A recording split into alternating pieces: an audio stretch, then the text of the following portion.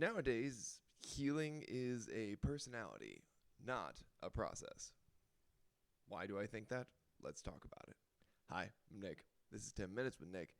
And to be honest, I got that sentence off of ChatGPT because I typed into ChatGPT, give me 25 trending topics that I could talk about on 10 Minutes with Nick.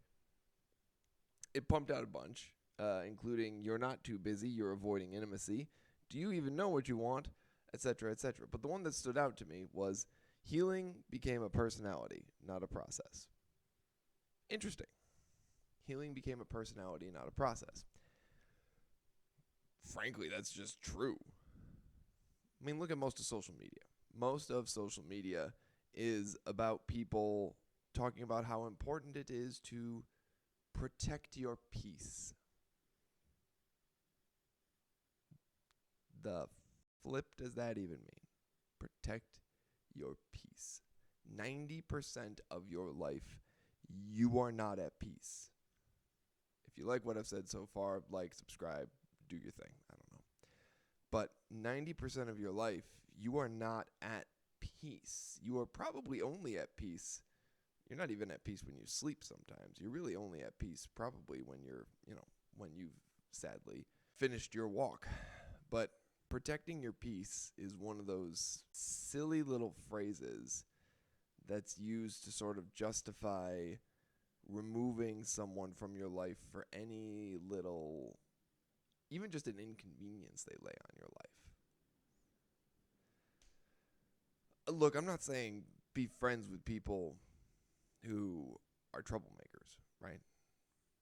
You should, to the extent that you can, figure out who in your life has your best interest at heart and who in your life does not have your best interest at heart.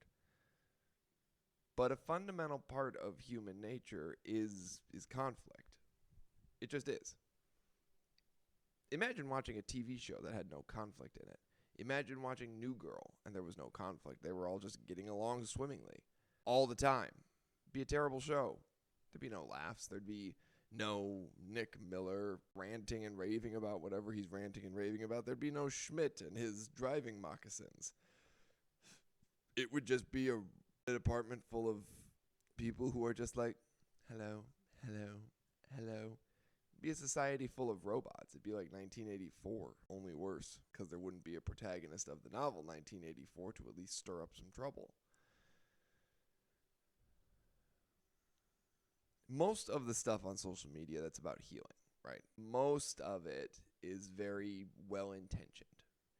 They're trying to help people in a world that they see as falling apart at the seams. The fact of the matter is the world is not falling apart at the seams. And I know it does seem like that sometimes, but it's because you may be too chronically online, right? Like, we worry about protecting our peace because we fear that there's like this giant ball of conflict out there that's coming for us. And in reality, in most of the Western world, statistically, the world has never been better. And I know on an individual basis that is often not the case. But statistically speaking, I'm speaking from a generalization here. We've never been better. It's never been less violent. It's never been more prosperous. It's et cetera, down the line. The idea of protecting your peace is sort of this privileged idea we get to have where we say that there's some sort of inner zen that we are entitled to. And if somebody disturbs it even a little bit, we cut them out of our life. Well, that can't be true, right? Peace cannot be what we're striving for.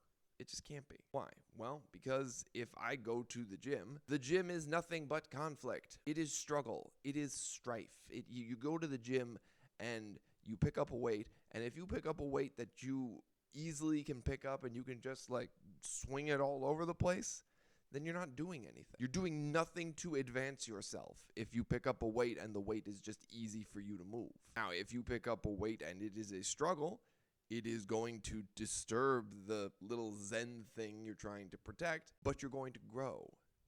Even the Bible, which is all about Jesus the master of peace, the prince of peace, actually. That's often what he's called. That Bible not only has several books where peace is greatly disturbed, but even Jesus, the Prince of Peace, when it was needed, he disturbed the peace of many people. And actually, he was always disturbing the peace of people because he was coming to them and he was saying things they didn't want to hear.